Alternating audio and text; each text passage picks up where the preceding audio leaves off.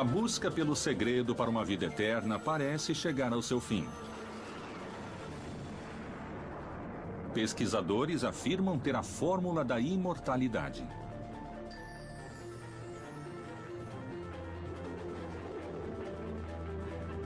Os cientistas acreditam que a tecnologia levou a humanidade a prolongar cada vez mais sua existência biológica.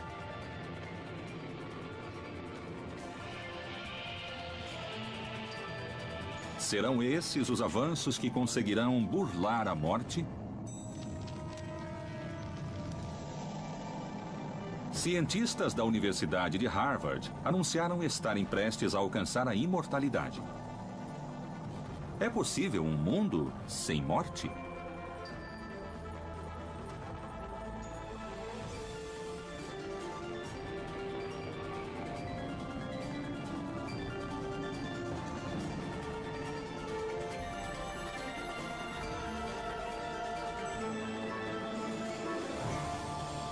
Vida eterna. Para alguns, a morte é o objetivo para o qual nascemos. A velhice é parte de nossa condição humana. Mas há pesquisadores que acreditam romper com esse paradigma, e eles estão dispostos a mudar um ciclo vital finito por um infinito.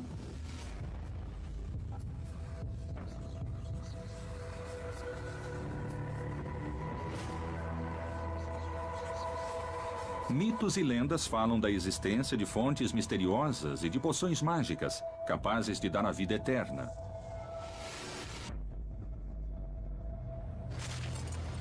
Houve um homem obcecado por essas lendas, que impulsionou a maior expedição em busca do segredo da imortalidade.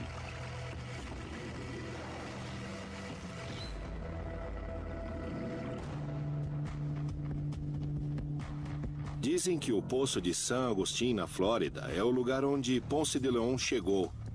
E, segundo fontes dessa época, esse poderia ser o Poço da Eterna Juventude. Muitos arriscaram tudo buscando respostas.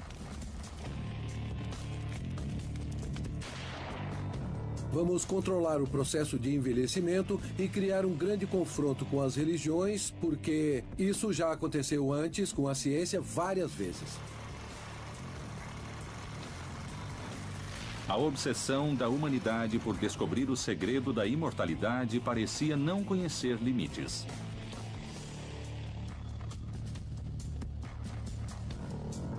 Dizem que há uns 250 pacientes, como vão dizer, preservados no gelo, 2.000, 2.500 membros em todo o mundo, pessoas que assinaram contratos para serem preservados no gelo quando morrerem.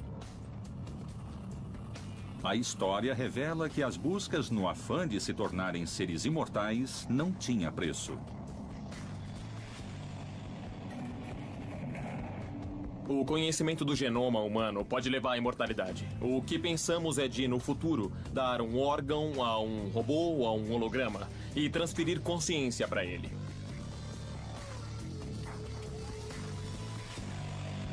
O importante para cada pessoa, no fim das contas, não é quantos anos vivemos, mas de que maneira vivemos. Será que iríamos desfrutar da imortalidade e também ser saudáveis? Será que chegaria algum momento que pediríamos para morrer?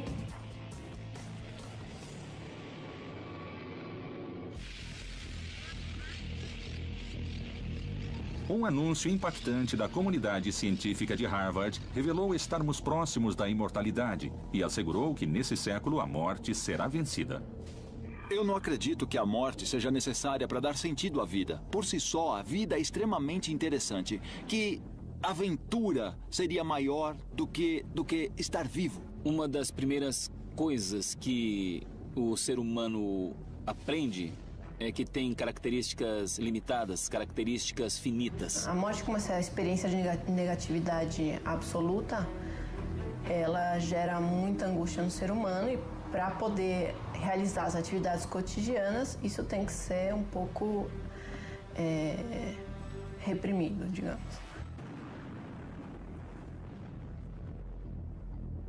Nós somos seres compostos de corpo e alma. A alma é infinita, mas o corpo segue as leis da biologia. Dessa forma, como nós dizemos que todo ser vivo nasce, cresce, se reproduz e morre, isso também diz respeito ao ser humano quanto à sua corporeidade.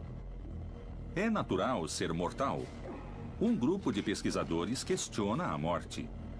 Desde sempre, nós sabemos que o ser humano sempre deseja a imortalidade. Por isso, a maioria das crenças religiosas nos vendem alguma coisa para depois da morte.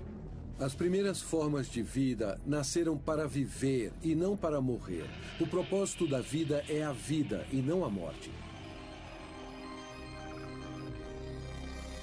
A natureza humana busca a vida. Por que existe o envelhecimento? O envelhecimento é uma enfermidade ou não? Não, acredito que a velhice não seja uma doença. Em biologia existem duas definições. Senescência, que corresponde ao processo de envelhecimento natural, e senilidade, que corresponde ao envelhecimento patológico, cujo danos à saúde e maus hábitos podem levar a isso. O envelhecimento, na verdade, é uma enfermidade, como tantas outras enfermidades de que os humanos padecem. Mas o interessante é que é uma enfermidade curável. A velhice não pode ser considerada uma doença, é apenas um sintoma, um sinal de envelhecimento, um sinal de que o organismo não está bem, de que o organismo está falhando em alguma coisa, que sua nutrição não está correta. Existem muitas teorias, mas hoje em dia nada nem ninguém pode explicar realmente o motivo do nosso envelhecimento. Independente do envelhecimento, se nós formos pensar do ponto de vista do nosso genoma, do nosso DNA e de nossa possibilidade de sobrevida, podemos ver isso como uma alteração.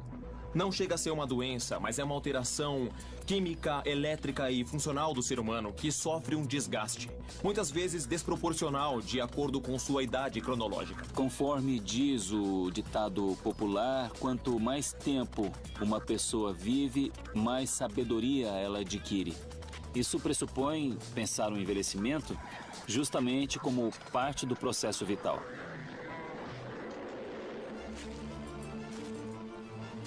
Essa obsessão por deter a velhice foi o que levou um conquistador espanhol a se interessar pela história da fonte da juventude.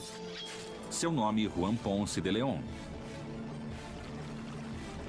Esse conquistador pode ter encontrado a fórmula e guardado o segredo até os nossos dias? A obsessão de Ponce de León era a busca de um dos mitos centrais da cultura ocidental, a fonte da eterna juventude, que sua expedição tentou localizar e que, segundo ele e seus informantes, estaria no que agora conhecemos como a Flórida.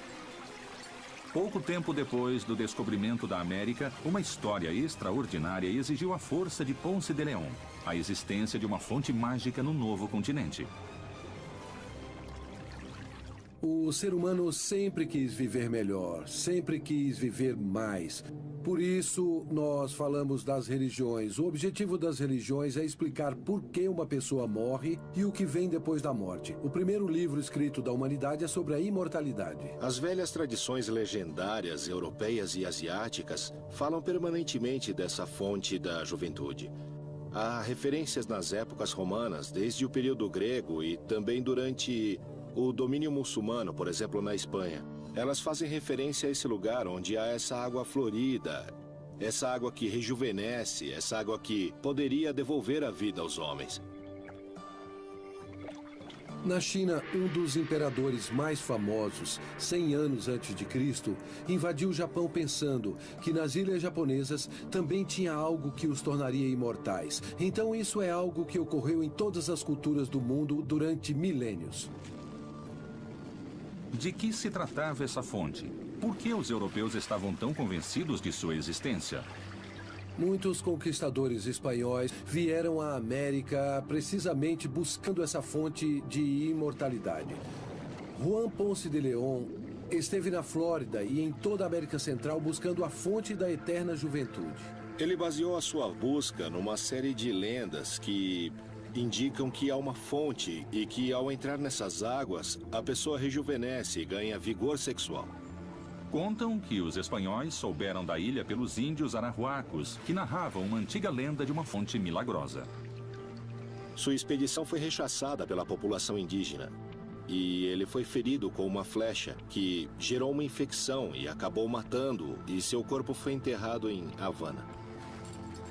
Juan Ponce de León levou o segredo consigo.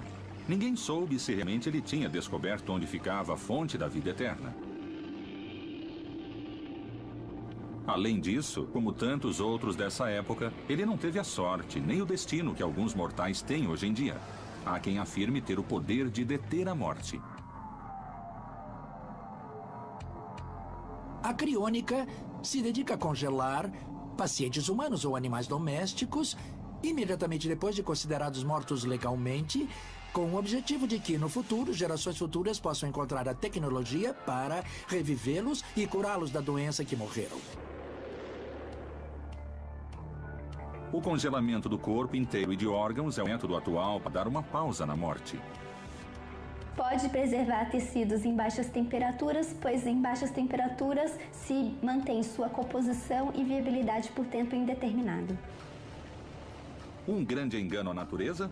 Ou só um recurso à espera de um milagre no futuro? O que estão começando a experimentar desde o ano de 2006, ou seja, recentemente, é a retirada completa do sangue da pessoa e a injeção de um líquido criopreservante. Essa solução, quando entra no sistema circulatório, substitui o sangue e vai impregnar todos os nossos órgãos, cérebro, rins, mas o que mais importa é o cérebro. Segundo os especialistas, existem no mundo mais de 250 pessoas congeladas à espera de voltar à vida. No mundo, existem 3 organizações criônicas. 2 nos Estados Unidos, o Instituto Cryonics, que fica em Michigan, em Detroit. A outra organização, que se chama Alcor, que fica no Arizona. E uma terceira chamada Crioros, que é perto de Moscou. Existe um caso muito particular em nível internacional ao qual muitos fazem referência quando se fala de criônica. Existe a lenda de que o Walt Disney está congelado. Se espalhou um boato pela Califórnia de que, como tinha câncer, ele acabou fazendo um tratamento que se chama de animação suspensa, ou seja, criopreservação, para que no futuro a ciência consiga descobrir um antídoto contra o câncer e aí ele possa ser reanimado para voltar a viver. O Walt Disney faleceu em 1966. E nessa época se falava muito na criogenia, porque foi quando se pensou pela primeira vez nisso como uma possibilidade real. E como o Walt Disney disse que queria viver para sempre, disseram que ele tinha sido congelado. Eu achava que o Walt Disney estava congelado e perguntei a Big Bass, o ex-presidente do Instituto Cryonics. E ele me disse que eu estava mal informado, que o túmulo dele estava no lugar determinado na Califórnia, eu acho. E o que fez surgir o boato de que ele estaria congelado foi ele ter mostrado interesse naquele momento pela criopreservação e ter feito algumas averiguações, mas acabou tudo por aí. Para alguns homens, os resultados que a ciência vem obtendo podem chegar a ser polêmicos na hora de serem colocados em prática. Há várias décadas, a medicina busca prolongar a vida. E isso já tem efeitos. A taxa média de vida em muitos países, principalmente nos mais avançados, é muito alta. Quando se consegue manipular a vida e a morte, é rompido o limite natural do universo. Até onde está disposta a chegar a ciência? Qual seria o custo de experimentar com a morte?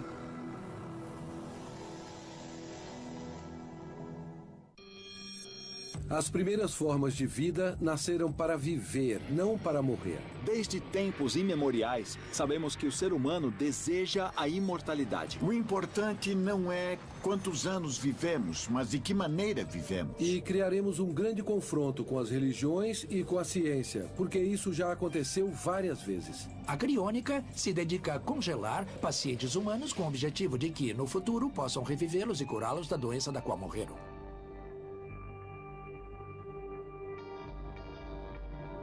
Vida eterna.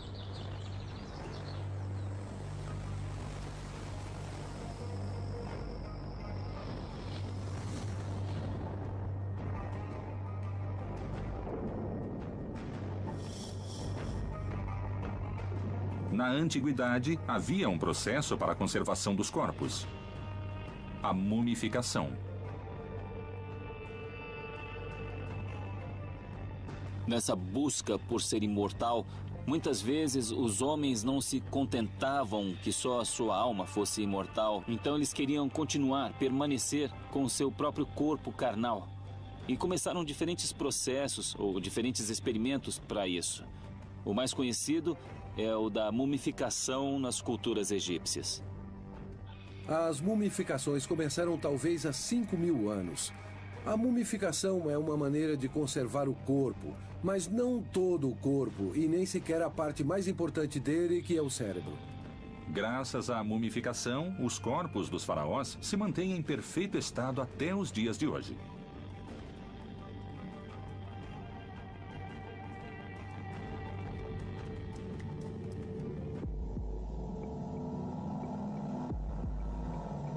Atualmente, novas conquistas da medicina reparadora e da cirurgia plástica também mantêm os corpos. As cirurgias estéticas, elas podem funcionar como uma forma de afastar no imaginário a possibilidade da morte. Hoje em dia, na minha profissão, existem procedimentos que ajudam a pele do nosso corpo e do nosso rosto a ficar menos enrugada. Hoje eu tenho pacientes de 80 anos que estão muito bem, quando antes um paciente de 80 anos já estava muito decrépito, muito cansado. A cirurgia plástica faz com que as marcas do tempo sejam visíveis nos corpos. Nós sempre temos que pensar nossa vida, nossa existência, nossa corporeidade sob o olhar de Deus. E por isso mesmo, um primeiro princípio é nos amarmos como somos. Então, se sou gordinho, se sou magrinho, tenho que me amar como eu sou. Os seres humanos querem mudar muitas coisas, começando com a parte física. Isso é assim em quase todo mundo. Todo mundo dedica muito tempo à sua aparência. Isso demonstra que as pessoas querem ser melhores, querem estar melhor e querem viver mais. Quando eu operava o rosto, por exemplo, a paciente se sentia melhor, adoecia menos. E o que isso tem a ver? Com maior harmonia do nariz com o rosto, a pessoa tem mais energia, fica mais saudável. Porque nós enganamos o seu subconsciente. De repente, em um mês depois de desinflamada, o subconsciente vê um rosto mais harmônico. Então diz, não vamos ficar para baixo, vamos ficar para cima. Então começa a produzir no corpo células do rejuvenescimento, mais mitose, mais células novas. A ideia de que o pensamento positivo faz com que a pessoa possa viver mais é um mito. Graças à ciência e à tecnologia de uma maneira real, não através da bruxaria, mas cientificamente, vamos ser mais bonitos, mais inteligentes, mais longevos e melhores seres humanos. Se a ciência encontra seus limites na própria natureza do ser humano, quem será capaz de modificar isso? Perpétuo não, mas mais velhos. Acho que nós cirurgiões plásticos estamos ajudando muito quando fazemos bem feito. Porque também, infelizmente, abusam e fazem coisas que não são muito boas.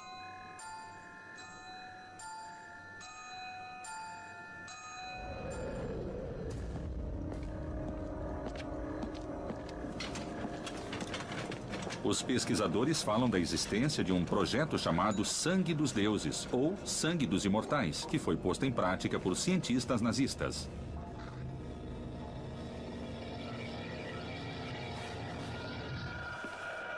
Eles queriam mesmo obter longevidade. Queriam obter uma raça superior. Melhorar a sua raça, que consideravam já acima da média. E obter a fertilidade das mulheres alemãs. Em plena Guerra Mundial, muitos afirmam que o regime nacionalista de Hitler buscou a vida eterna mediante experimentos secretos em seres humanos. Bom, o que nós sabemos, por alguns documentos, certa documentação, é de uma ampla experimentação com seres humanos que estavam presos nos campos de extermínio, sobretudo em Auschwitz. Eram judeus, eram ciganos e alguns eslavos de descendência judaica, porque eram considerados povos parasitas pelos nazistas. Todas essas pesquisas eram mantidas em máximo sigilo, sob ordens do Terceiro Reich. Os nazistas chegaram perto de obter a fórmula para a imortalidade. Mengele era um médico que estava muito interessado em estudar os aspectos genéticos e ele encontra um lugar idôneo em um dos laboratórios experimentais de von Ferschauer, que era a autoridade máxima nesse momento, a autoridade mais reconhecida nos estudos sobre a herança e sobre a genética. Essa busca pela eternidade para alguns era um campo onde tudo era possível, inclusive os experimentos mais horríveis e cruéis.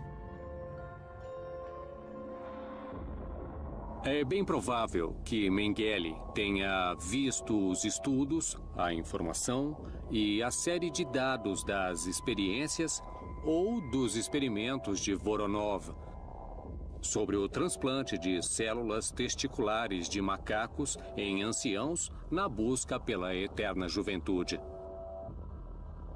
Não faz falta, hoje em dia, em um laboratório de ciências, o trabalho em seres humanos com tratamentos cruéis e não comprovados. Digamos que isso não é só perigoso, mas eu também posso dizer que é nefasto. Mas, ao que parece, a busca desesperada dos cientistas nazistas pela eternidade os levou a realizar suas pesquisas fora do continente europeu, na América do Sul. Quando Mengele chega ao Brasil, acredita-se que ele pode ter tido contato com uma região que existe no Brasil que se chama Cândido Godói, que tem a particularidade de uma população com uma taxa demográfica de gêmeos muito alta, a ponto de, em um momento, acreditar-se que Mengele tenha estado lá fazendo experimentos. Eram experimentos que injetavam até tintas nos olhos das crianças e até fusão de membros em siameses. Um dos seus experimentos era expor a pessoa a temperaturas muito baixas e foi o que sabemos sobre hipotermia. Há quem diga que os resultados dos experimentos estão em arquivos secretos, mas outros afirmam que foram destruídos.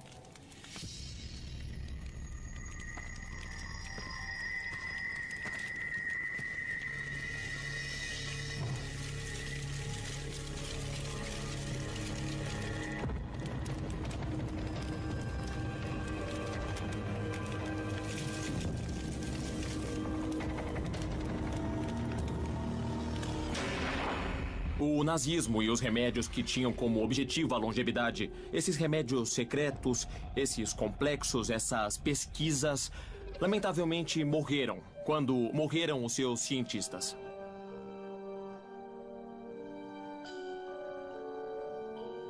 Esses experimentos feitos pelos nazistas estariam vinculados a uma origem esotérica, baseados em mitos e lendas sobre a fonte da vida eterna. Desde sempre se fala na fonte da eterna juventude.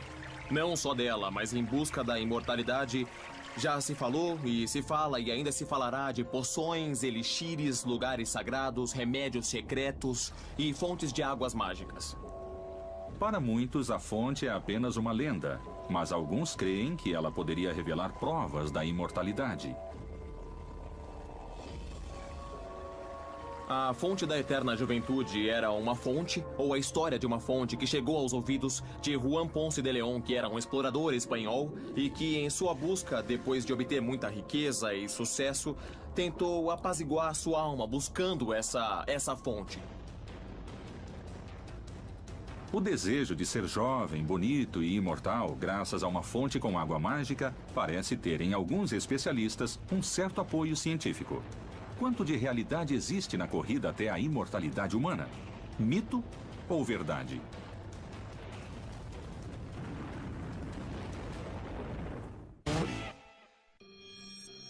As mumificações começaram talvez há 5.000 anos. A mumificação é uma maneira de conservar o corpo. Existem procedimentos que ajudam a pele do nosso corpo e do nosso rosto a ficar menos enrugada. Uma ampla experimentação com seres humanos presos nos campos de extermínio. Mengele era muito interessado em estudar os aspectos genéticos em sua busca pela eterna juventude. Em busca da imortalidade, já se falou, se fala e se falará de poções, de elixires e de fontes de águas mágicas. Vida eterna.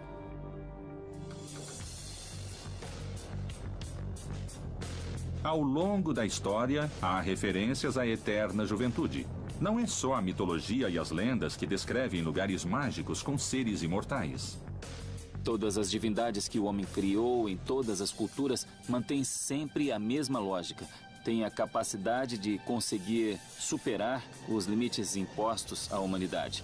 E o limite mais importante que o homem tem é a ideia de que vamos morrer. O sentido da criação da divindade tem a ver com isso, com a possibilidade de colocar em algum lugar o nosso desejo, que é o de não morrer.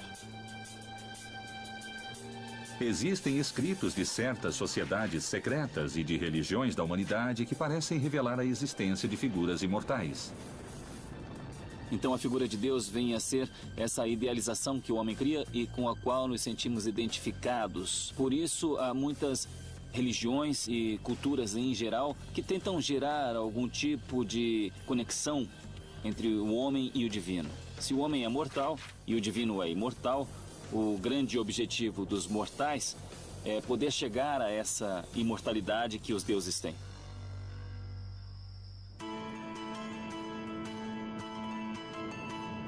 Nas religiões e culturas milenares, com deuses, reis, sábios e guerreiros imortais, mas também na cultura ocidental, na religião católica, podemos encontrar indícios de imortais.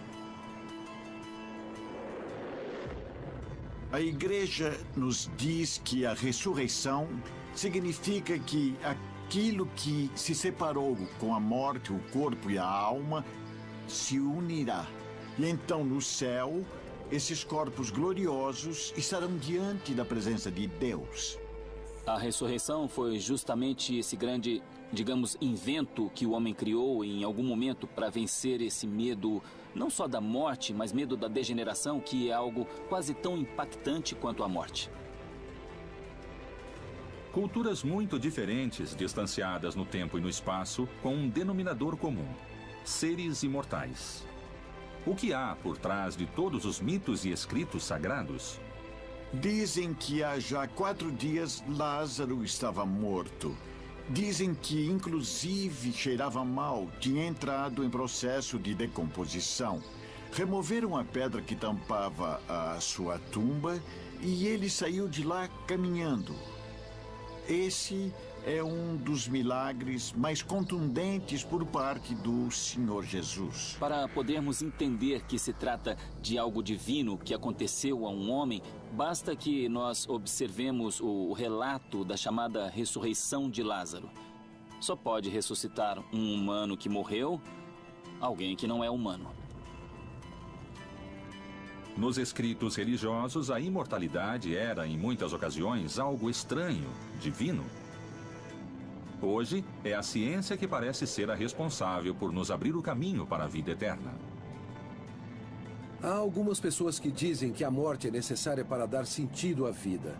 Se alguém diz que a morte é necessária, então que morra de uma vez. Ou seja, isso não tem base num argumento filosófico profundo. Biologicamente, a vida nasceu para viver. A vida não nasceu para morrer. Quando as pessoas dizem que a morte é necessária, é porque até agora era impossível deter a morte dos humanos. Uma parte da ciência começa a dar os primeiros passos e, com ela, parece existir um caminho muito claro para se chegar à imortalidade. A medicina ortomolecular é uma ferramenta a mais para prolongar a vida, para obter longevidade. A medicina ortomolecular busca a reconstituição para que o corpo se mantenha depurado, se mantenha balanceado, se revitalize e assim consiga ter mais bem-estar. Não há doenças, somente deficiências nutricionais de vitaminas, minerais e aminoácidos. Se você supre a deficiência, reativa a função. Eu quero dizer que você põe em movimento órgãos que não estavam funcionando, que foram se atrofiando por falta de nutrientes. O novo horizonte desbravado por Linus Pauling, criador da medicina ortomolecular, afirma que o meio ambiente afeta as moléculas e, portanto, o corpo do homem. A medicina ortomolecular combate as deficiências do organismo para reverter o envelhecimento. Mas isso é possível? Ou essa nova ciência só controla um equilíbrio biológico do qual o homem se descuida? Acho que viemos de um paradigma médico da medicina sabe? Sempre estamos ante uma doença. Por isso os médicos receitam anti-inflamatórios, antibióticos, antitérmicos.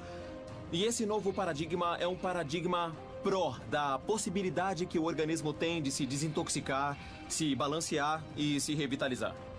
Quer dizer que a medicina ortomolecular vai na raiz, na origem do problema, onde começou esse desequilíbrio, que substância está faltando, que órgão está se atrofiando para reativá-lo. E reativando esse órgão, você tem um corpo novo. A medicina ortomolecular traz uma vida mais plena ao homem? Para reverter o envelhecimento e alcançar a vida eterna, o principal seria o sangue, que leva os nutrientes a todas as células do organismo, permitindo sua sobrevivência. Bem, o sangue é um tecido na realidade. Ele é muito importante no sentido em que leva o oxigênio dos nossos pulmões e é bombeado pelo coração e leva o oxigênio, os nutrientes de todas as nossas células, ou seja, é o combustível que nos alimenta continuamente. Sangue é água com células diluídas. Sua função é levar nutrientes, hormônios e gases aos tecidos. Eu comparo o sangue com o universo. Ele é essa interconexão. O sangue conecta todo o nosso corpo. O sangue também é signo de amor.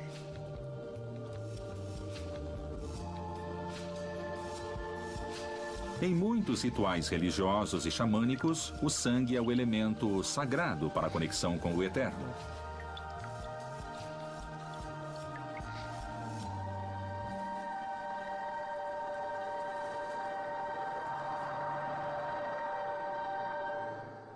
Jesus disse: aquele que comer da minha carne e beber do meu sangue permanecerá em mim, e eu permanecerei nele.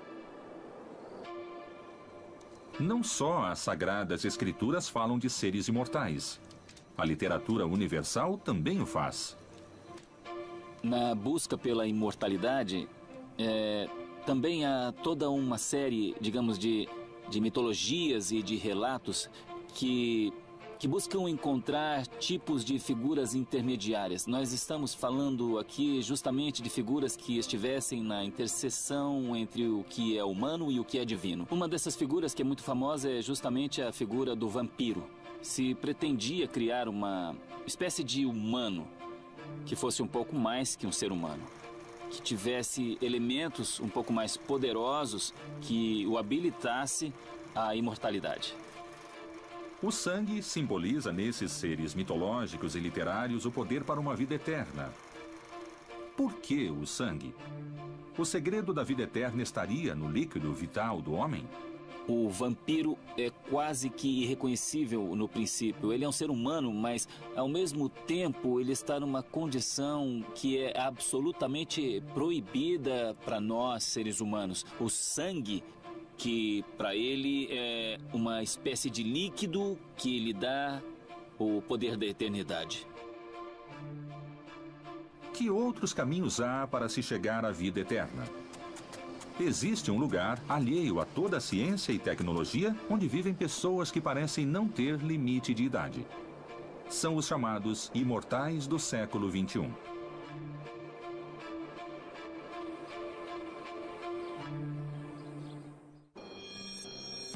O O corpo e a alma se unirão, e então no céu esses corpos gloriosos estarão diante da presença de Deus. O sentido da criação da divindade tem a ver com isso. Com a possibilidade de colocar em algum lugar nosso desejo de não morrer.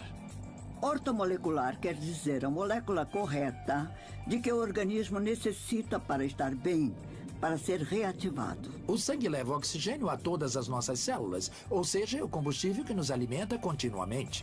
Uma figura muito famosa é a figura do vampiro.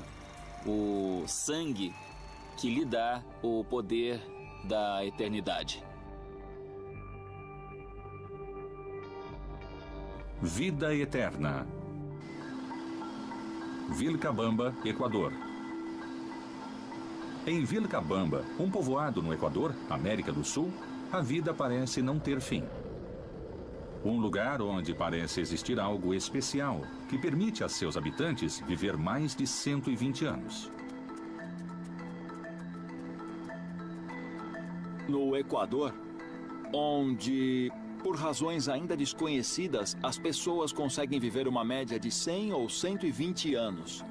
Há um mistério ou alguma coisa científica para as maravilhas que acontecem aqui em Vilcabamba. O incrível nos habitantes super longevos é que eles não se cuidam. Mas eles trabalham até o dia antes de morrer. 80, 90, 100 anos. E não estão de cama nem nada. Andam pra lá e pra cá e trabalham duro. Uma pessoa em Vilcabamba com 80 anos de idade é praticamente sem brincadeira. É jovem. 80, 90, estão trabalhando, estão ativos.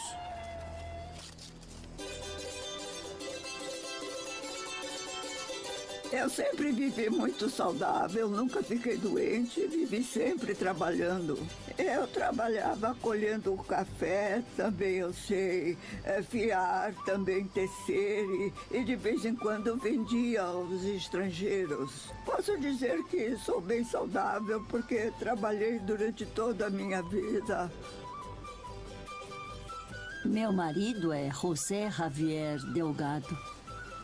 Ele tem 103 anos. Foi a uma várzea buscar uns animais. Ele leva um graveto e, se a vista escurece, ele para e depois continua. Cada integrante da família, nesse caso o homem, se dedicava a levar alimento para casa, enquanto a mulher se dedicava ao seu papel de trabalho sem salário, que era o ser mãe e dona de casa.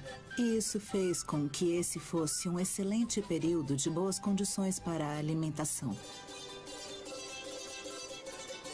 Sem ter nenhuma ajuda científica ou tecnologia, os habitantes desse lugar parecem realizar o desejo de uma vida eterna.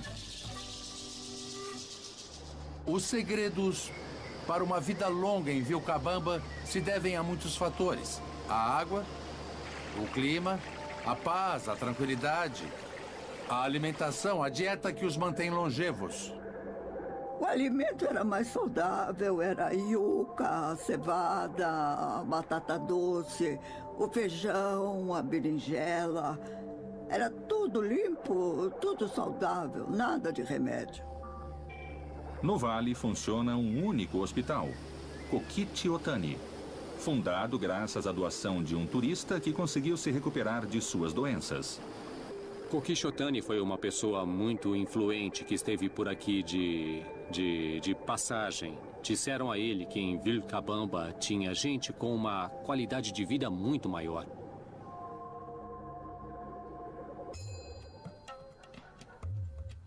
Isso é um encontro de sonhos e é um lugar de magia, porque tudo que aconteceu aqui desde que Brian e eu viemos 9 anos atrás foi por amor.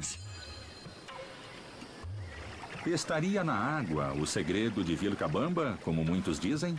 Em Vilcabamba, definitivamente se deve considerar a qualidade da água. Lembramos que são fontes que vêm diretamente do Podocarpus. É a qualidade da água, a qualidade dos terrenos. A água aqui tem uma energia e uma vitalidade que inconscientemente sentimos que afeta a nós e ao ambiente. Os cientistas disseram que tomando a água de Vilcabamba se evita o endurecimento coronário, trombo cerebral. Praticamente temos saúde permanente com a água, só com a água. A água é antilente universal. Ela participa de reações químicas básicas. Vale lembrar que os primeiros indícios de vida na Terra estão todos associados ao ambiente aquático. A água é um fator fundamental na vida de todas as criaturas. Nosso corpo precisa de líquido, como um peixe precisa de água em seu aquário, durante todo o dia. O fundamental da vida está na água. Em qualquer crescimento de plantas, animais, nos seres humanos, está a água. De certo modo, eu adoraria fechar esse lugar numa bolha, porque poderia ser um museu para o meio ambiente. Porque é realmente possível valorizar os recursos que temos.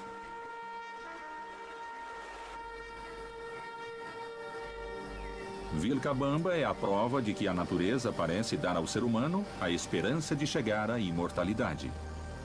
Como vocês sabem, esse vale é zero estresse, então isso ajuda muitíssimo aos nossos idosos. Se me perguntarem se o ambiente, se nosso estresse, se nosso estilo de vida tem importância no processo de envelhecimento, absolutamente.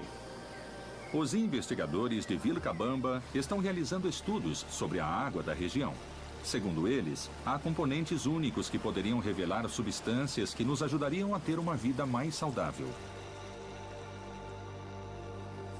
Seria esse lugar da América Latina o destino final na busca da fonte da juventude? Os conquistadores espanhóis vão ter como fonte muitos dos contos, lendas, ou a capacidade de crer nas ideias dos curacas, principalmente. Eu digo da maneira simples, quando o curaca supunha que seu povo estava conquistado, o que ele fazia era gerar uma expectativa de que no próximo povoado havia mais riquezas, havia mais mulheres, havia mais terras, havia mais ouro. Dessa maneira ia fazendo com que os conquistadores, por sua ambição, se deslocassem a lugares cada vez mais distantes. Não vem somente de Ponce de León, mas também da alquimia, de quando falávamos da fonte da eterna juventude, da pedra filosofal e do elixir da longa vida. Na antiguidade, a fonte da água que Juan Ponce de León buscava era conhecida como o elixir da juventude. E, segundo alguns, esse era o objetivo real dos alquimistas. A relação entre a ciência e a bruxaria é constante desde as épocas mais remotas, em todas as civilizações. No caso da Idade Média, a construção do imaginário da alquimia, de converter as coisas em substâncias superiores, por exemplo, qualquer metal em ouro ou pedras preciosas, é uma constante. Inclusive, pode-se dizer que até agora há uma crença nas ciências contemporâneas de que se pode converter qualquer objeto em algo superior. A alquimia estava relacionada aos minerais, ao sangue e ao mundo espiritual. Há medicinas modernas que ainda aplicam conceitos utilizados na antiga alquimia, práticas que estão distantes da ciência formal. São essas novas disciplinas que nos preparam para uma vida eterna?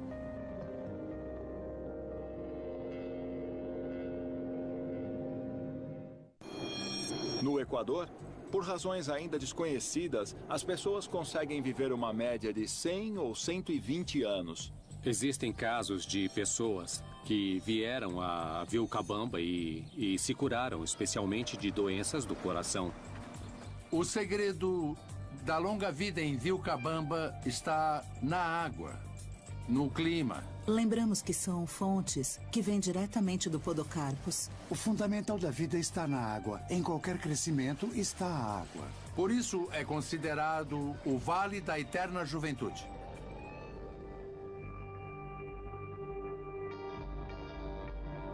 Vida eterna. Assim como a água, a boa alimentação cumpre um papel central no sistema genético e no metabolismo do envelhecimento. Mas isso é suficiente? A América Latina sofre de deficiências nutricionais por maus hábitos.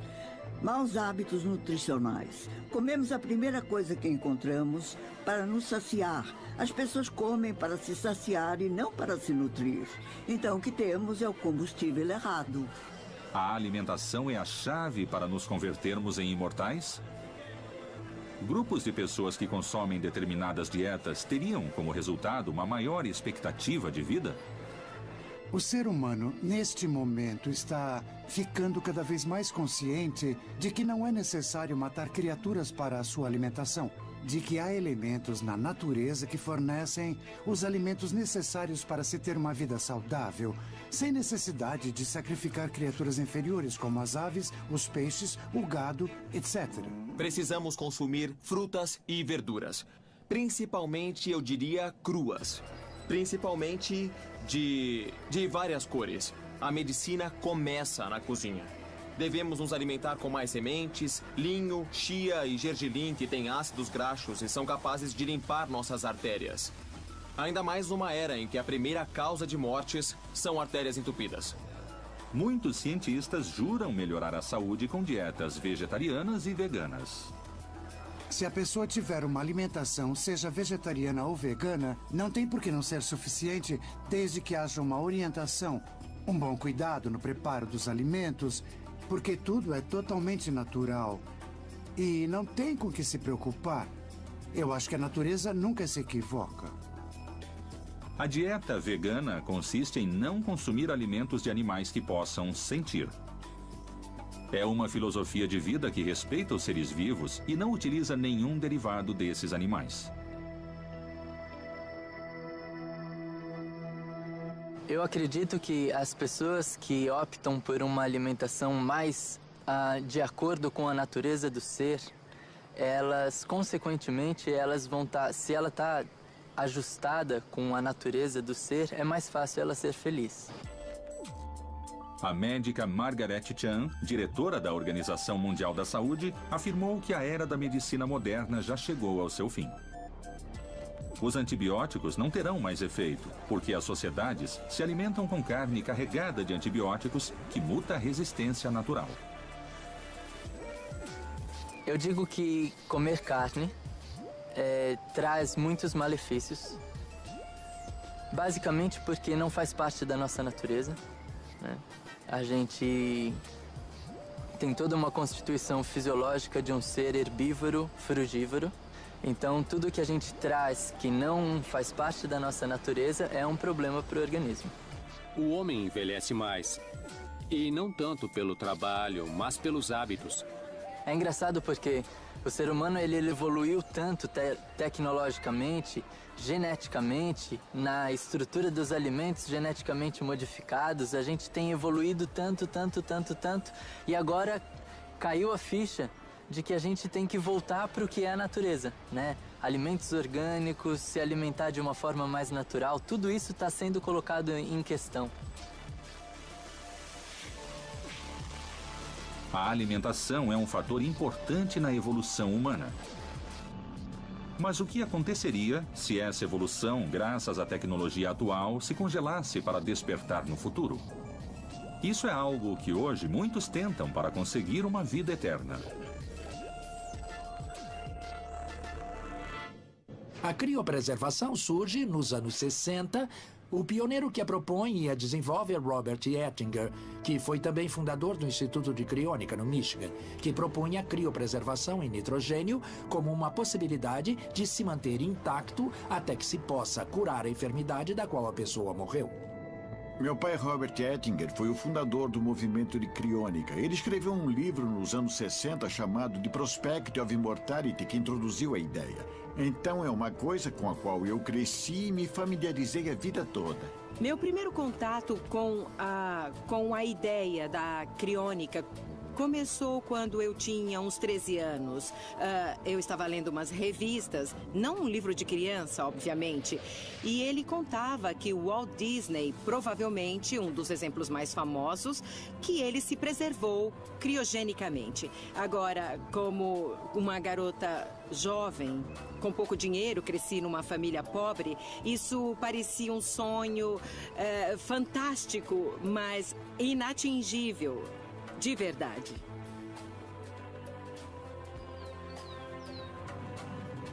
Ben Best, diretor do Instituto Cryonics, disse que eles têm muitas certezas sobre os resultados desse projeto no futuro. O Instituto Cryonics criopreserva resfria em temperatura de nitrogênio líquido humanos e animais. Então estamos preservando pessoas na esperança de que remédios futuros possam curar todas as doenças e rejuvenescê-las em condições melhores. Aquele ente querido está vivo, não está vivo? Como realizar esse luto com um corpo que ainda tem a possibilidade de despertar? É uma situação complicada. Meu pai sempre foi uma pessoa que não se interessava em criar um movimento por si só. Ele queria essa oportunidade de longa vida para ele e para a sua família. Robert Ettinger inventou a coisa toda. Então, documentamos os procedimentos e aprendemos os procedimentos. Instituto Cryonics, nitrogênio líquido. Ouvi falar do Instituto Cryonics aproximadamente há 2 anos e meio. Depois de conhecer meu marido. Era tarde da noite e estávamos numa conversa profunda, tomando drinks. E eu disse a ele, sabe, que o meu sonho era ser preservada criogenicamente para talvez voltar, para talvez viver para sempre. E nesse momento ele me olhou sem acreditar. E disse, é meu sonho também. Eu sempre vivi a minha vida pensando um pouquinho lá no futuro. A ciência me fascina. Eu vejo os avanços médicos e acredito que, sem dúvidas, há uma possibilidade disso se tornar realidade no futuro. Nós esperamos só acordar no futuro, um do lado do outro. Podemos ter que nos encontrar de novo no futuro. Espero que a gente se veja, sinta toda aquela energia, talvez se apaixone de novo. Sabe, mas vamos ver. Isso é desconhecido, mas nós temos que tentar. A gente teria que trabalhar com ela a possibilidade, dela não despertar, e 2, dela despertar num mundo que lhe é absolutamente irreconhecível. É possível despertar desse sonho tão frio e profundo? Quanto arriscada é essa aposta no tempo? A técnica de criopreservação é muito difundida na ciência e na tecnologia reprodutiva em quase todos os laboratórios que cultivam células como nós. Existem contêineres de nitrogênio líquido onde criopreservamos células e o que sabemos é que células preservadas em nitrogênio líquido em 196 graus abaixo de zero, uma temperatura em que todas as moléculas estão sem movimento, têm a preservação indefinida. Essas células, quando se descongelam, algumas não sobrevivem, mas uma quantidade importante vive e as cultivamos e usamos em outros experimentos. A criônica é uma ambulância para o futuro. Uma maneira de pessoas, no ponto de morte, serem congeladas para que os processos do corpo não mudem e elas possam ser preservadas até que a tecnologia futura melhore e dê a elas uma chance de viver de novo. Ainda que criopreservem um cachorro e que consigam reanimar esse cachorro, nada nos garante que vão conseguir fazer o mesmo com humanos. O processo de criopreservação tem que ser revertido. Não é só uma questão de curar doenças, é parte do processo curar doenças. Uma vez no nitrogênio líquido, precisamos da tecnologia para trazê-los de volta. E essa tecnologia não existe ainda. As pessoas da criônica tendem a ser pessoas teimosas. Vemos isso como uma aposta racional. Ninguém sabe ao certo o que o futuro vai trazer, mas achamos que há grandes motivos para o otimismo. Se você é congelado, não sabe se vai voltar. Se não for congelado, você sabe que não vai voltar. Estariam esses métodos ao alcance de todos os mortais?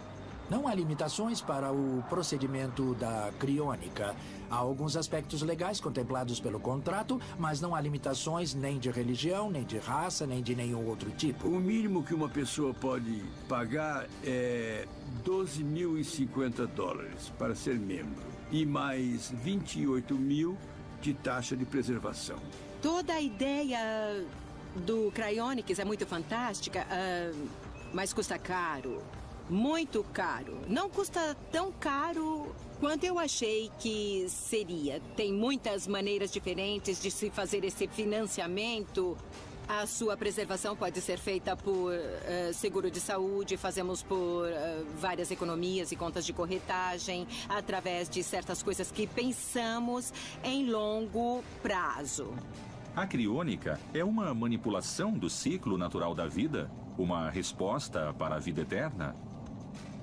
Muitos de nossos membros, não sei dizer que proporção de membros, acredita que pode conseguir essa forma de imortalidade. Acho que esse processo vai permitir que as pessoas vivam centenas ou milhares de anos potencialmente, mas não acho que vai permitir que elas vivam para sempre. Goethe dizia uma frase bastante verdadeira. Ele dizia: o homem vive tanto quanto Deus permite, nem um minuto a mais, nem um minuto a menos.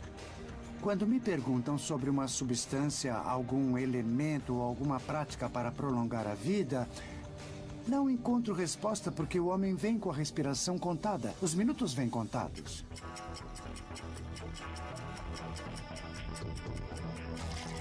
Há líquidos, alimentos, energia que o corpo consome para se manter vivo. Alguns apostam na natureza. Creem que nela está a chave para se viver para sempre. Mas a cadeia alimentar dos seres vivos é também um ciclo de morte. O homem pode desafiar a ordem do universo?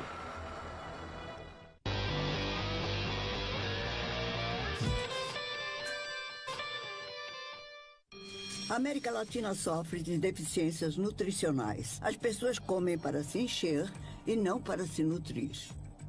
E agora caiu a ficha de que a gente tem que voltar para o que é a natureza. Alimentos orgânicos. Precisamos consumir frutas e verduras. A medicina começa na cozinha. O Instituto Cryonics criopreserva humanos e animais. Remédios futuros podem curar todas as doenças e rejuvenescê-los em condições melhores. A criônica é uma ambulância para o futuro. Se você é congelado, não sabe se vai voltar. Se não for congelado, você sabe que não vai voltar. Vida eterna. Cientistas afirmam que a chave da vida plena está na alimentação. Mas existem pessoas que dizem viver sem comida, alimentando-se só de energia. São os chamados prânicos ou respiratorianos. Não se pode ser um respiratoriano e ingerir líquidos.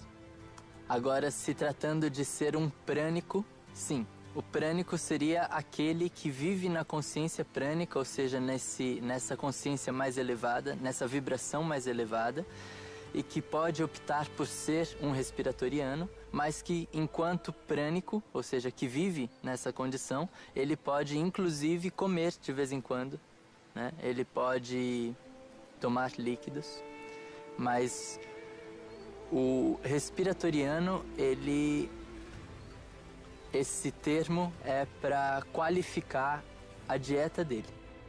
Então, todas as pessoas que dizem que é respiratorianas deveriam, então, não ingerir nada. É realmente possível que o organismo humano sobreviva sem alimentos? Que efeitos essa prática pode causar? O prana é energia vital. Tudo que engloba eletricidade, magnetismo, gravidade, o homem pode viver de prana, ou seja, de respiração cósmica. Para isso é preciso uma disciplina muito rígida e uma preparação adequada, dando ao homem uma saúde bastante boa. Alguns especialistas questionam essa tendência. Afirmam que é impossível, já que, cientificamente, não está comprovado que se possa viver sem alimentos. Se a gente opta pelo respiratorianismo, de uma forma, pelo apego ao não comer, pode ser muito perigoso e as pessoas podem morrer fazendo esse tipo de processo. É muito importante as pessoas terem consciência de qual a motivação delas, né? Porque as pessoas simplesmente pegam a técnica e adequam a técnica ao dia a dia delas. Fazem um processo de 21 dias trabalhando dentro de um grande centro, de um centro urbano, com todas as interferências, e isso é perigoso. Assim como existem grupos de pessoas com ideias alternativas sobre a alimentação, nas ciências se encontram cientistas que estão criando uma nova era de pesquisas. São aqueles que aplicam a tecnologia para conseguir corpos imortais, Vivemos uma revolução na ciência atual? O transhumanismo é uma forma de vida que algumas pessoas, um grupo de pessoas, divulga para que toda a civilização possa se dar conta que, atualmente, nós temos tecnologia suficiente para modificarmos a nós mesmos. Isso significa evitar certas causas de sofrimento, como pode ser a doença, como pode ser a velhice. Assim, podemos superar as limitações que a evolução e a natureza nos impõem. A incorporação nova do humanismo à ciência e à tecnologia é o que se chama transhumanismo, que permite a transcendência das limitações humanas graças à ciência e à tecnologia. Ao que parece, a robótica do século XXI dá seus primeiros passos. Mas se pode desenvolver uma máquina artificial tão perfeita como o cérebro humano? A inteligência humana é algo que estamos começando a entender a duras penas no início desse século, porque há muito tempo o cérebro está num campo misterioso. Sempre dizemos que o hemisfério esquerdo move a parte direita e vice-versa. Acontece que agora os seres humanos se preocupam em estudar como funciona o cérebro em sua parte lógica. Isso significa que estamos mapeando cada milímetro cúbico do cérebro para saber o que controla o nosso corpo. Não somente a parte física, mas também como se cria o intelecto. A informação do cérebro pode ser conservada por congelamento.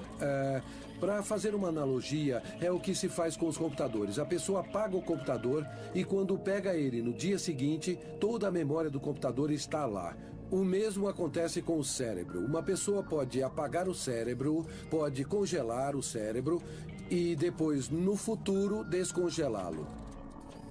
Como se perguntam os pesquisadores, a maior questão é se realmente podemos conseguir copiar ou melhorar a capacidade do cérebro humano em um cérebro artificial. Acredito que estamos longe de criar um cérebro artificial. As indústrias de hardware estão estudando sobre a geração de estímulos nervosos.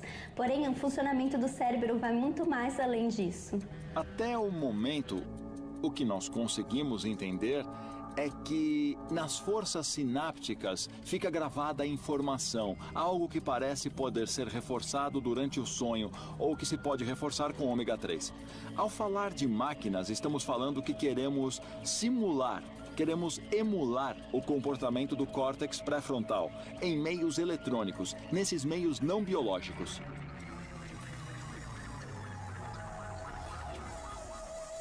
E você pode descarregar o seu cérebro num computador. Hoje, um sistema de computação pode ter a capacidade de um instante cerebral, mais ou menos. Mas em 20 e 30 anos, acredita-se que com a velocidade em que avança, um computador vai ter a capacidade de um ser humano.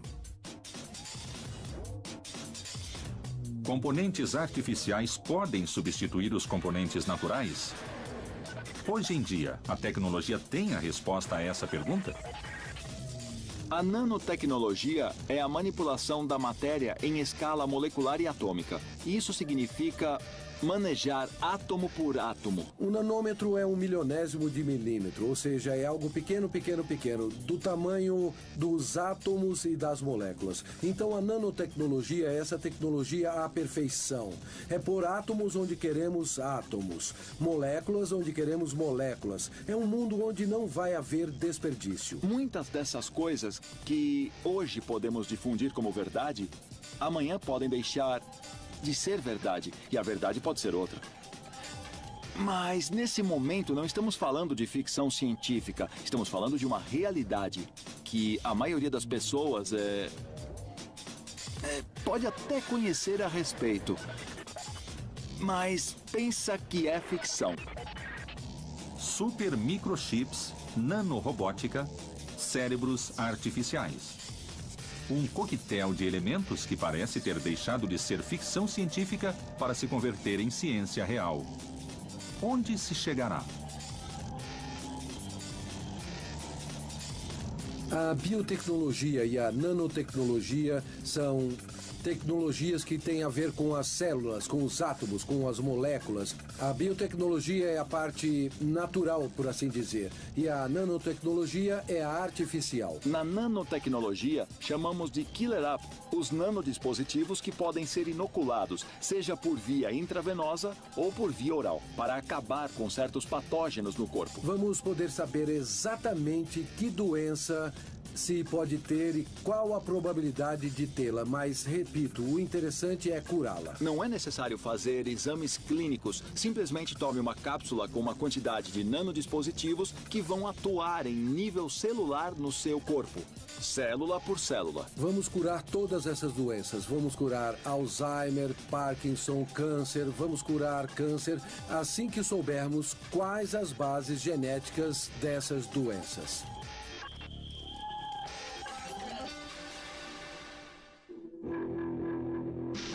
Outra corrente tecnológica que une seus esforços para alcançar a imortalidade é a chamada biotecnologia.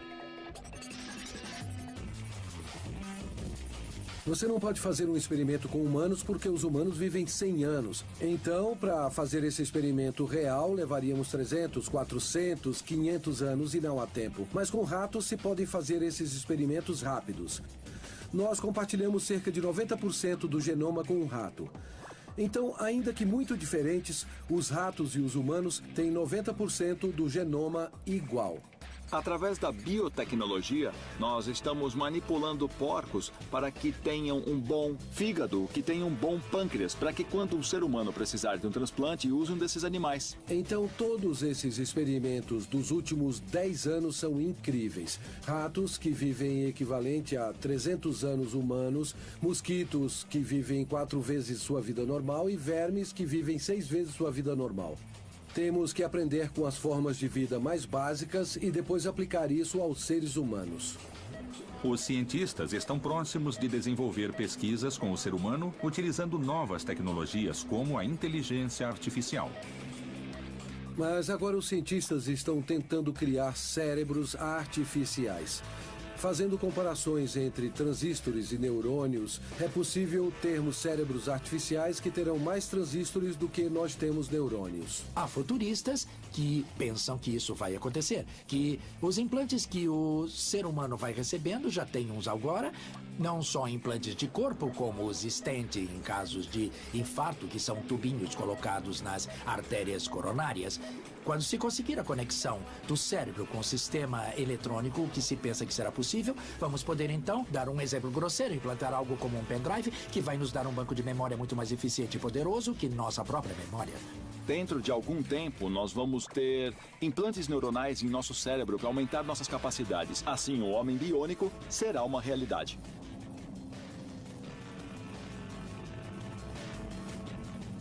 Uma vez que se tenha conseguido a imortalidade do homem, a humanidade saberá a verdade? Talvez esse seja um segredo guardado sob muitas chaves. Ao mesmo tempo, cientistas asseguram ter a resposta. Quem serão os privilegiados a ter esse poder da vida eterna? Não se pode ser um respiratoriano e ingerir líquidos. Agora, se tratando de ser um prânico, sim. O prana é energia vital. O homem pode viver de prana, ou seja, de respiração cósmica, que dá a ele uma saúde bastante boa. A incorporação nova do humanismo com a ciência e tecnologia é o que se chama de transhumanismo, que vai permitir a transcendência das limitações humanas. A nanotecnologia é a manipulação da matéria em escala molecular e atômica. Quando se conseguir a conexão do cérebro com sistemas eletrônicos, vamos poder então implantar algo como um pendrive que vai nos dar um banco de memória muito mais eficiente e poderoso que nossa própria memória. Vida eterna. Os cientistas afirmam que será no ano 2045. Ou a ciência oculta uma descoberta maior? Existem imortais hoje em dia?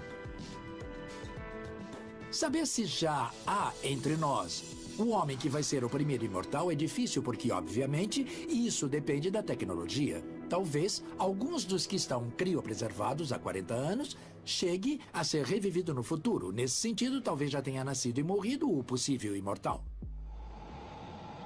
Acredito que a ciência e a tecnologia, como toda a criação humana, basicamente são imprevisíveis. Eu acredito no poder da imprevisibilidade. Ou seja, creio que tudo que pensamos hoje do que será o futuro não é o futuro. O futuro, quando chega, já é outra coisa. Sabe, a história nos mostra que tudo que pensamos que aconteceria aconteceu depois de outra maneira. A tecnologia é muito importante. Temos visto grandes avanços na saúde, temos visto avanços em muitos aspectos da vida do ser humano. Mas a eternidade não se consegue com essas tecnologias, nem com outras medicinas, nem com a dieta vegetariana. O que se busca é uma vida saudável. É manejar aquelas coisas que se alinham com a saúde, para que o ser humano tenha boa saúde. Os cientistas transhumanistas afirmam que já nasceu o homem que será imortal. Sempre houve muitas teorias da conspiração, incluindo grupos que dizem existir imortais, que dominam o mundo e que estão aqui desde o começo da história. Mas, para mim, isso não é nada além de uma teoria conspiratória falsa, sem nada de real. Mas há muitos grupos de cientistas que estão trabalhando no tema da imortalidade hoje. Na ciência não há nada de teoria conspiratória, só realidade. É possível que as tecnologias avancem com maior rapidez e consigam os objetivos antes do esperado? Segundo José Luiz Cordeiro, a Universidade da Singularidade está começando a ter respostas para essa nova era científica. A Universidade da Singularidade foi fundada há apenas 4 anos, no ano de 2009, por sócios muito importantes como o Google e a NASA, para preparar a humanidade para os próximos avanços tecnológicos que vão mudar radicalmente a situação do planeta. E então ensinamos as novas tecnologias, nanotecnologia, biotecnologia, computação, neurociência, novas fontes de energia e etc., para ver como vai ser a evolução nos próximos 10, 20, 30, 40 anos no planeta Terra. Imagine que no futuro, todos os membros e órgãos vão ser muito mais eficientes, seguramente, que nosso próprio coração. Vão poder ser mantidos, substituídos e serão mais eficientes. A nova era tecnológica nos permite sonhar com avanços tão extraordinários como os implantes artificiais. Na América Latina, existe um caso de transplante de coração artificial que revolucionou a medicina atual. O caso é de um paciente que se chama Maurício Gomes, um paciente que chegou à instituição no início do ano passado com uma doença cardíaca avançada, em choque cardiopático, que consideramos uma situação limite da função cardíaca. Eu tinha mal de Chagas e meu coração inchou. Sua situação era bastante complicada, tinha comprometido também a circulação pulmonar, tinha hipertensão pulmonar, que é uma das contraindicações que podem pôr em risco o êxito do transplante cardíaco de maneira imediata. Então, pensamos em utilizar, neste caso, para esse transplante, um suporte circulatório com um coração artificial. Órgãos artificiais funcionando para se viver melhor e mais plenamente. Essa seria a realidade da medicina do futuro. O coração artificial permite que o coração seja posto em repouso e essa máquina substitui todo o suporte circulatório do organismo. É um dispositivo que substitui os ventrículos. Ventrículos são as câmaras inferiores do coração responsáveis pelo bombeamento do sangue. Parte está dentro do organismo e parte está conectada a um console que funciona como um motor deste coração. Quando me dei conta, já tinha ele aqui. Não sabia como manejá-lo. Recebi o aparato e tinha que andar com ele. O mecanismo do coração artificial Berlin Heart é um mecanismo pneumático, uma bomba de sucção com um ar comprimido. Então, o que ela faz é ejetar o sangue do coração até uma membrana, através de uns tubos que saem do paciente. O ar comprimido expulsa de novo o sangue e volta a ejetar no coração o sangue até a artéria principal, a aorta do paciente. Aqui pulsavam os movimentos do coração artificial. A maioria dos casos que utilizam corações artificiais o fazem de modo transitório, na espera de Em vez de ter um transplante de coração de outra pessoa ou ter um coração mecânico, também há muitos corações tipo ciborgue que estão pesquisando, mas pode ter um coração seu feito de suas próprias células-mãe. Isso é possível hoje, mas é caríssimo. Estamos falando de bilhões de dólares. Mas nos próximos anos isso vai custar 10, 20 dólares. Os humanos não são caros. Quimicamente, somos muito baratos. Os humanos são 70% água. Os outros 30% dos humanos são de matérias muito simples. Carbono, cálcio, sódio, potássio. Então, o custo de um humano, quimicamente, não chega a 100 dólares. Nem você, nem eu custamos 100 dólares em matéria-prima, em produtos. O que quero dizer é que fazer um coraçãozinho em matéria-prima pode custar pelo menos 4 dólares. Depois do anúncio dos primeiros passos no caminho para a imortalidade, a ciência fala de um novo projeto, o mais ambicioso, talvez o único que teria a resposta final para conseguir a vida eterna.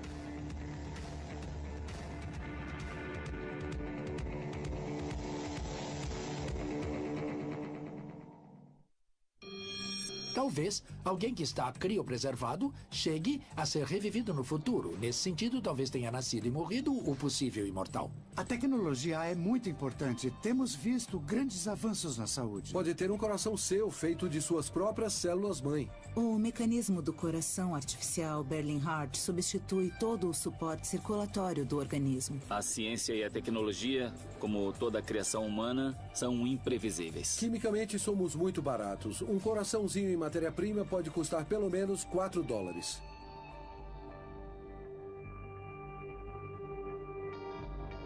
Vida eterna. São poucos os cientistas que se animam em falar sobre esse projeto. É o denominado Avatar 2045 ou Projeto Millennium.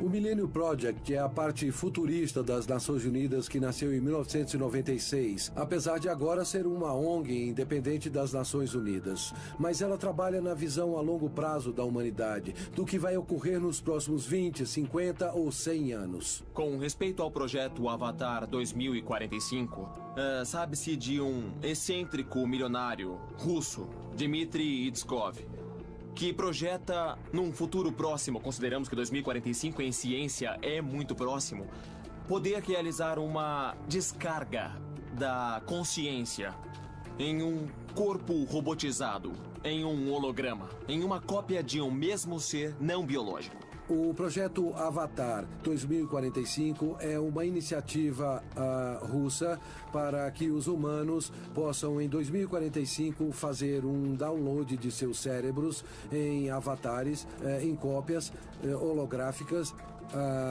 de nossos corpos, e inclusive em corpos melhorados. Eles vão ser primeiro sintéticos e depois serão como hologramas que estarão no ciberespaço. Quais são os direitos e quais são as leis que terão um ser que não é nem totalmente humano, nem totalmente biológico, nem totalmente artificial? Se espera que em 2030, talvez até em 2040, o ser mais inteligente sobre o planeta não será um ser humano, mas também não será uma máquina. Vai ser uma simbiose entre os dois. Sobre isso não existe legislação, ainda há tudo por fazer. Há muitos, entre os quais eu me incluo, que acreditam que a única forma do ser humano do futuro poder manter-se vai ser com a tecnologia que criou. Com seu corpo biológico não será possível, seremos limitados. Isso significa que essa é uma história bidirecional. Não somente dando à máquina qualidades humanas, mas também colocando máquinas dentro do corpo.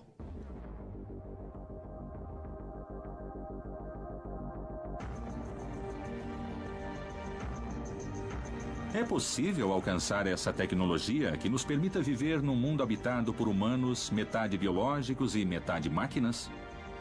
Os seres humanos continuam evoluindo. Por isso se fala que não há só humanos, mas há ou haverá transhumanos e pós-humanos. E isso é uma realidade da evolução biológica. Do mesmo modo que nós humanos podemos nos chamar pós-macacos ou transmacacos porque viemos de algo parecido com os macacos. Então, é um processo evolutivo que continua. O ser humano não é o fim da evolução.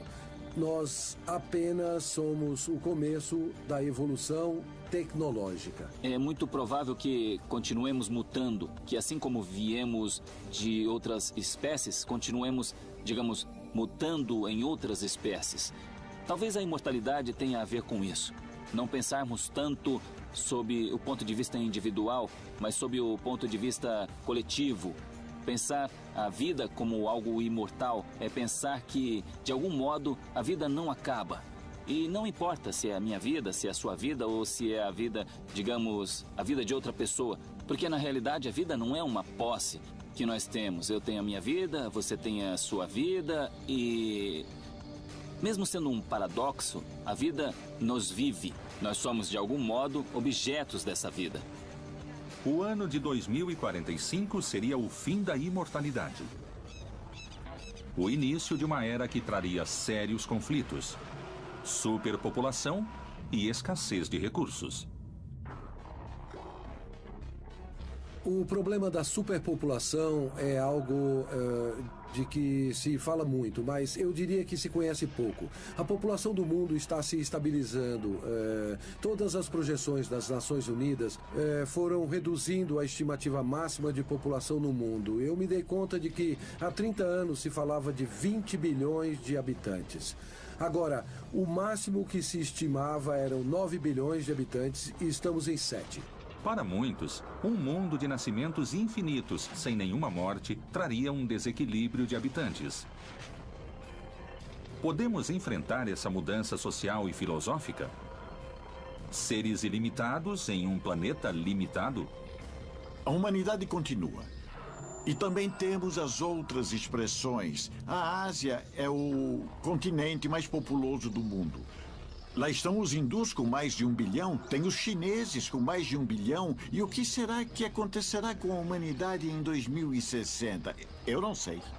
Imortalidade levaria à superpopulação mundial. Acredito que o país já está lotado. Faltaria ainda mais alimentos e água e aumentaria mais ainda a miséria. A segregação entre classes sociais também acredito que aumentaria. Antes da superpopulação chegar a ser um problema, haverá outros como o controle de natalidade ou a produção de alimentos que vão estar muito antes na primeira fila. Então não é o problema imediato a superpopulação e também o total esgotamento dos recursos do planeta. Mas há comida para todos nesse mundo e vai haver para todos. Então o fato de começarmos a nos congelar, o fato de começarmos a ter uma longevidade mais alta, não implica em não termos onde viver ou não termos o que comer. Depois do ano 2050, a estimativa é que a população comece a cair. E isso é trágico. Agora, mais ou menos por esse tempo, também teremos a longevidade indefinida que vai ajudar a manter a população do mundo estável. Hoje, nada é certo. A ciência avança e a tecnologia parece ser a chave para uma nova vida. Se todas as hipóteses que apoiam uma possível vida eterna forem certas, podemos dizer que o humano poderá realizar o sonho almejado de viver para sempre? Nós já temos a vida eterna desde o momento em que somos criados. Assim, a vida eterna é uma meta que vamos alcançar.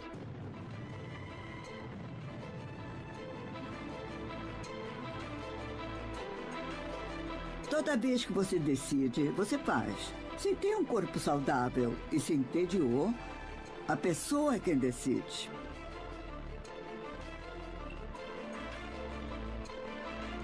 O homem sempre buscou a imortalidade desde o princípio. Em geral, a buscou através da religião.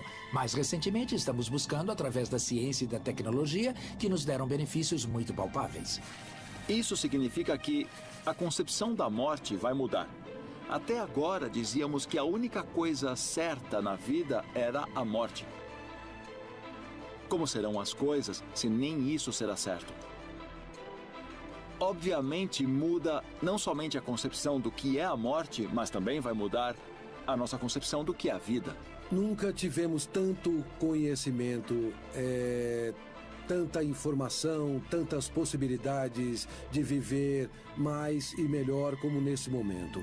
E a possibilidade real, pela primeira vez na história, de viver indefinidamente, de alcançar a vida eterna.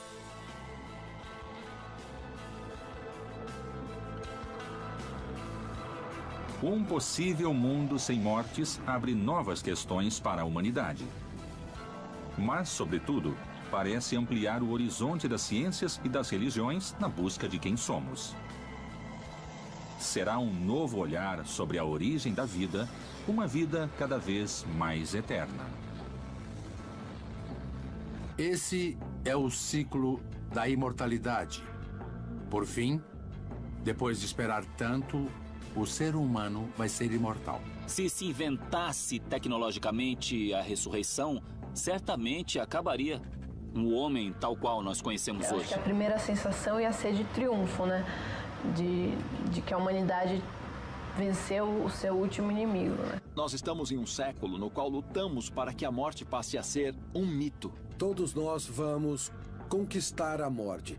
Todos nós vamos ver a morte da morte.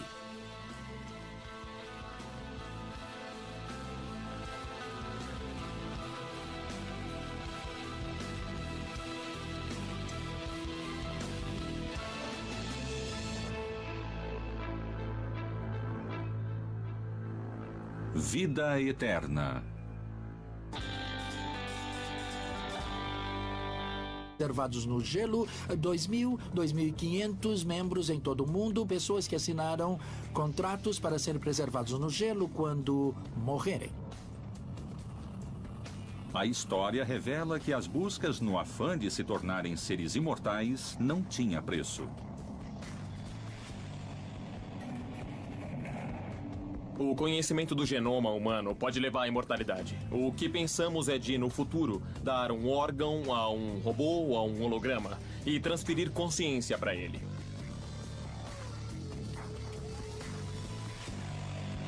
O importante para cada pessoa, no fim das contas, não é quantos anos vivemos, mas de que maneira vivemos. Será que iríamos desfrutar da imortalidade e também ser saudáveis? Será que chegaria algum momento que pediríamos para morrer?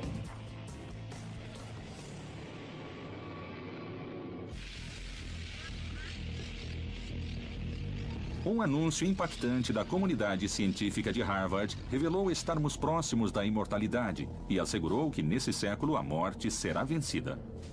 Eu não acredito que a morte seja necessária para dar sentido à vida. Por si só, a vida é extremamente interessante. Que a aventura seria maior do que estar vivo. Uma das primeiras coisas que o ser humano aprende é que tem características limitadas, características finitas. A morte, como essa experiência de negatividade absoluta, ela gera muita angústia no ser humano e para poder realizar as atividades cotidianas, isso tem que ser um pouco reprimido, digamos. Nós somos seres compostos de corpo e alma. A alma é infinita, mas o corpo segue as leis da biologia. Dessa forma, como nós dizemos que todo ser vivo nasce, cresce, se reproduz e morre, isso também diz respeito ao ser humano quanto à sua corporeidade. É natural ser mortal.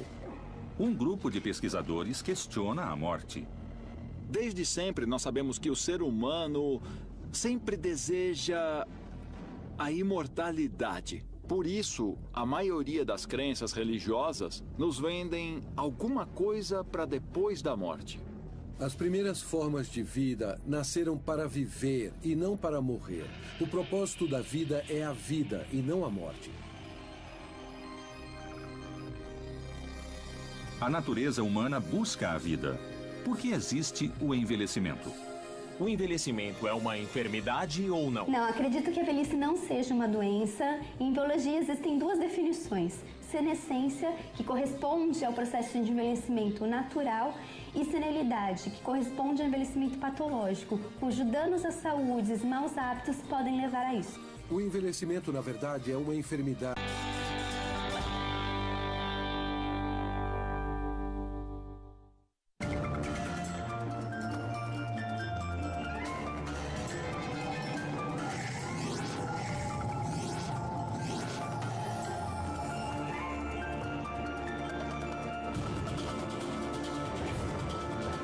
A busca pelo segredo para uma vida eterna parece chegar ao seu fim. Pesquisadores afirmam ter a fórmula da imortalidade.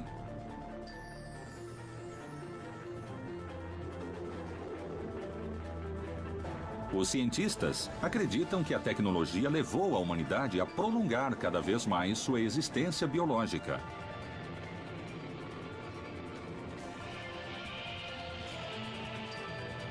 Serão esses os avanços que conseguirão burlar a morte? Cientistas da Universidade de Harvard anunciaram estarem prestes a alcançar a imortalidade. É possível um mundo sem morte?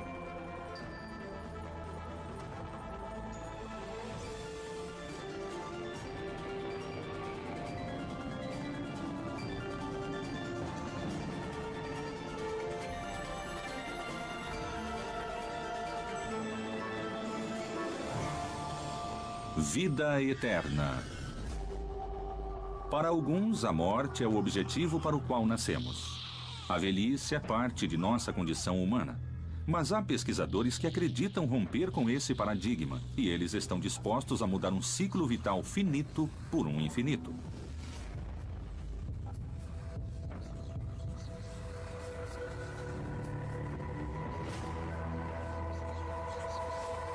Mitos e lendas falam da existência de fontes misteriosas e de poções mágicas, capazes de dar a vida eterna.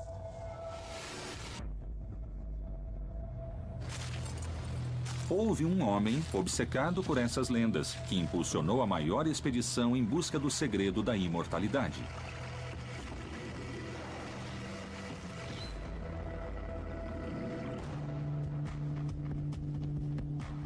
Dizem que o Poço de San Agustín, na Flórida, é o lugar onde Ponce de León chegou. E, segundo fontes dessa época, esse poderia ser o Poço da Eterna Juventude. Muitos arriscaram tudo buscando respostas. Vamos controlar o processo de envelhecimento e criar um grande confronto com as religiões, porque isso já aconteceu antes com a ciência várias vezes. A obsessão da humanidade por descobrir o segredo da imortalidade parecia não conhecer limites.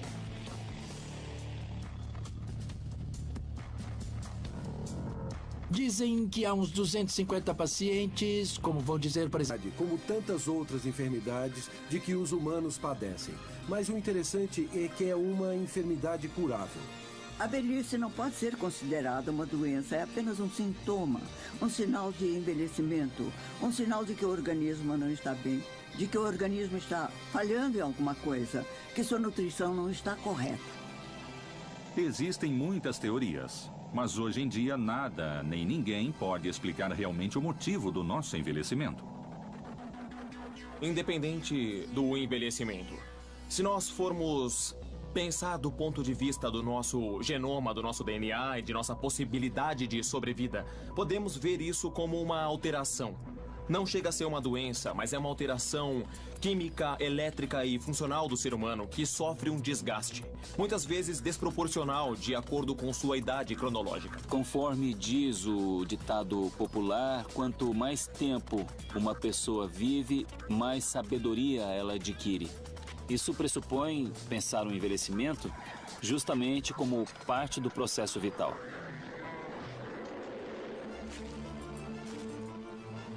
Essa obsessão por deter a velhice foi o que levou um conquistador espanhol a se interessar pela história da fonte da juventude. Seu nome, Juan Ponce de León. Esse conquistador pode ter encontrado a fórmula e guardado o segredo até os nossos dias?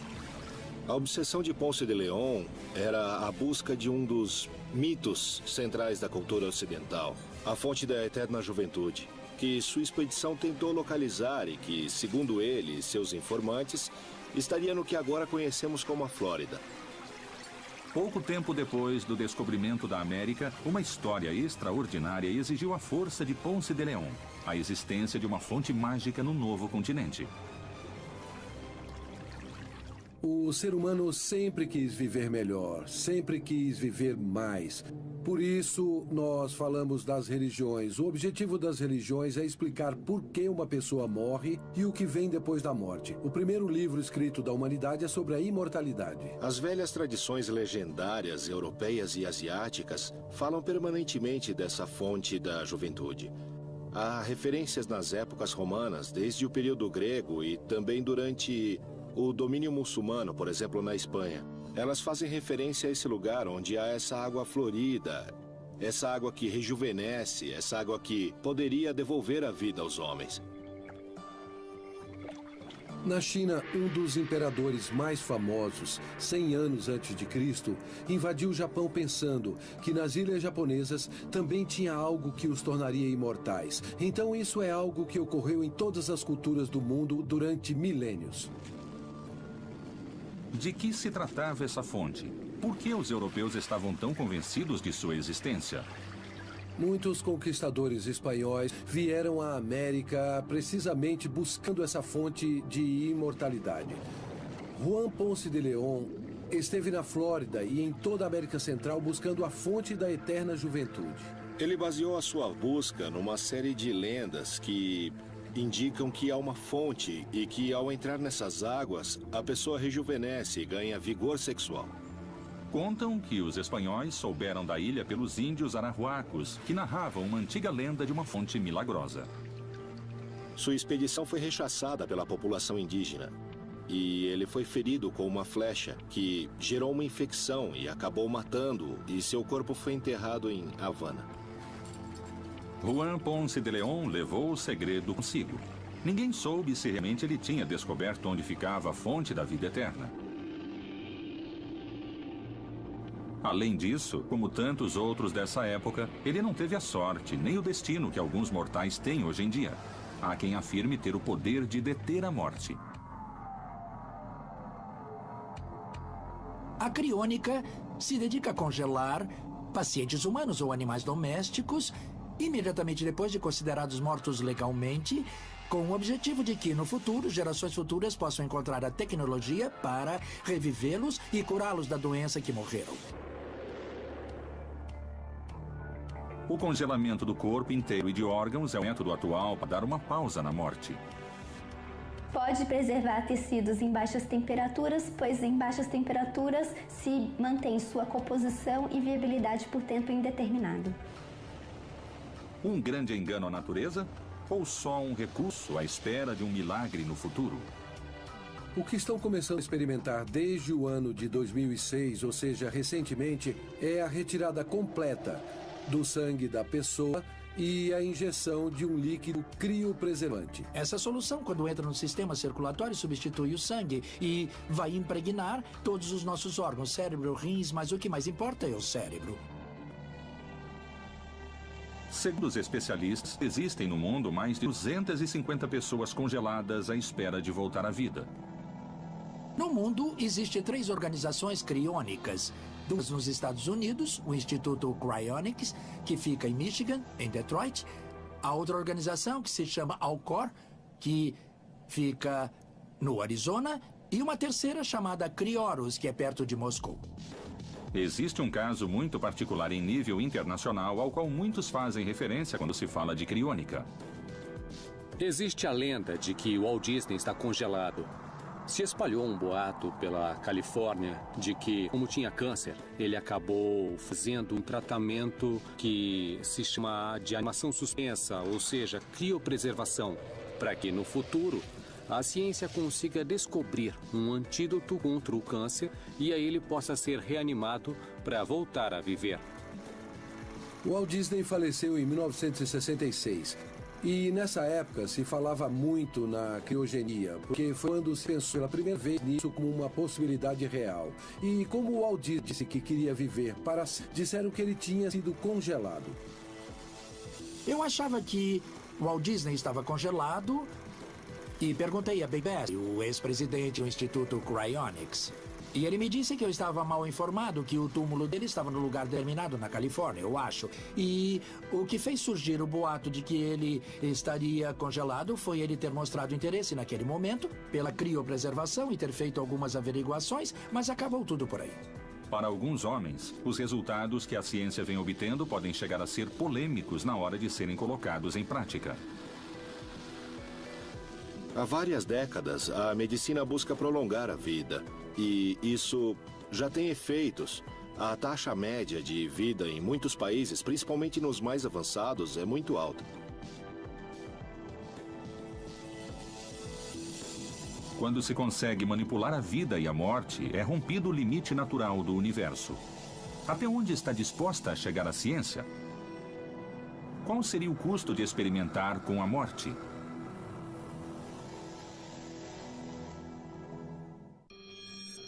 As primeiras formas de vida nasceram para viver, não para morrer. Desde tempos imemoriais, sabemos que o ser humano deseja a imortalidade. O importante não é quantos anos vivemos, mas de que maneira vivemos. E criaremos um grande confronto com as religiões e com a ciência, porque isso já aconteceu várias vezes. A criônica se dedica a congelar pacientes humanos com o objetivo de que, no futuro, possam revivê-los e curá-los da doença da qual morreram.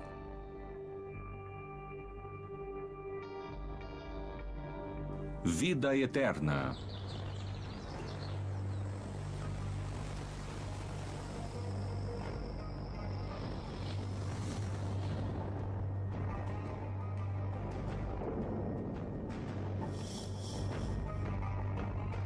Na antiguidade, havia um processo para a conservação dos corpos: a mumificação. Nessa busca por ser imortal, muitas vezes os homens não se contentavam que só a sua alma fosse imortal. Então eles queriam continuar, permanecer com o seu próprio corpo carnal. E começaram diferentes processos ou diferentes experimentos para isso. O mais conhecido é o da mumificação nas culturas egípcias. As mumificações começaram talvez há 5.000 anos. A mumificação é uma maneira de conservar o corpo, mas não todo o corpo e nem sequer a parte mais importante dele, que é o cérebro. Graças à mumificação, os corpos dos faraós se mantêm em perfeito estado até os dias de hoje.